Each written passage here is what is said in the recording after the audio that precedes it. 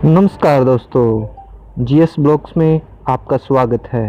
मेरा नाम गगनदीप है और आज हम इस वीडियो में डिस्कस करेंगे क्यों हमें इंपोर्टेड यानी विदेशों में बने सामान की बजाय मेड इन इंडिया प्रोडक्ट्स खरीदने चाहिए।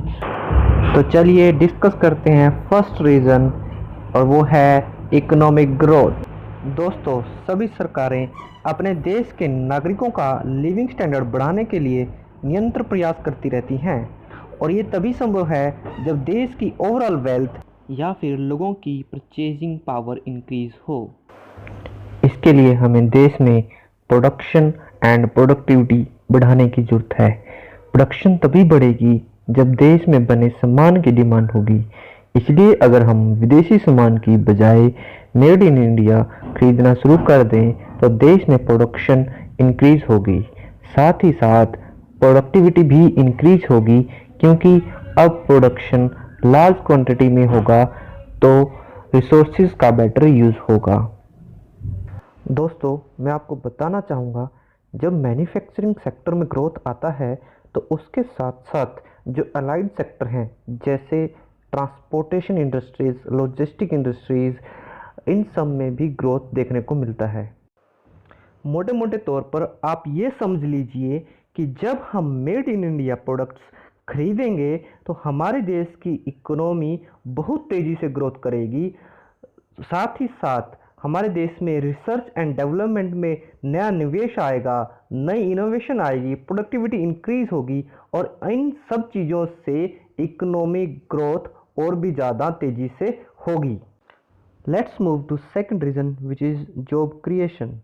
जब लोकल प्रोडक्ट्स की डिमांड बढ़ेगी तो नई फैक्ट्रियां, नई कंपनीज हमारे देश के अंदर निवेश करेंगी, और जो हमारे देश के नौजवानों को रोज़गार मुहैया कराएंगी। केवल मैन्युफैक्चरिंग सेक्टर में लाखों जॉब्स क्रिएट हो सकती हैं। साथ ही साथ लॉजिस्टिक, ट्रांसपोर्टेशन, इंफ्रास्ट्रक्चर जैसे सेक्टर में भी युवाओं को रोजगार के अवसर मिलेंगे। एक रिसर्च के मुताबिक अगर मैन्युफैक्चरिंग सेक्टर में एक जॉब क्रिएट होती है तो तो 3.4 jobs are created in other sectors such as services, transportation, hotel industries, logistic and infrastructure. So इसलिए भी हमें अपने देश में बने प्रोडक्ट्स को ही खरीदना चाहिए और उनको ही प्रमोट करना चाहिए। Now let's move to third reason which is make India a trade surplus nation. दोस्तों, जैसा कि आपको मालूम ही होगा कि इंडिया एक ट्रेड डेफिसिट कंट्री है।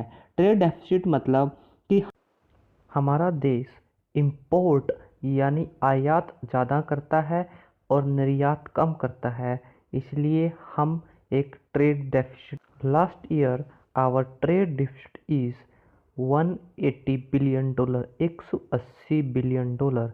एंड दोस्तों, मैं आपको बताना चाहूँगा कि $1 बिलियन मतलब 7500 करोड़ रुपए होता है।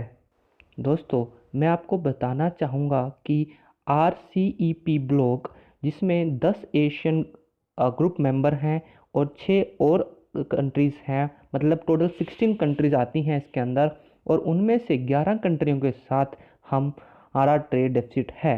और इसमें बहुत ही छोटी छोटी कंट्रीज़ आती हैं, जैसे कि ब्रूनी हो गया, इंडोनेशिया, मलेशिया, थाईलैंड। तो इसलिए दोस्तों, go local, trust local, buy local products. Now let's move to our next point, which is to become manufacturing capital of the world. दोस्तों, आज हमारे पास एक मौका है दुनिया की मैन्युफैक्चरिंग कैपिटल बनने का। आज दुनिया के सभी देश भारत की ओर एक आशा से देख रहे हैं।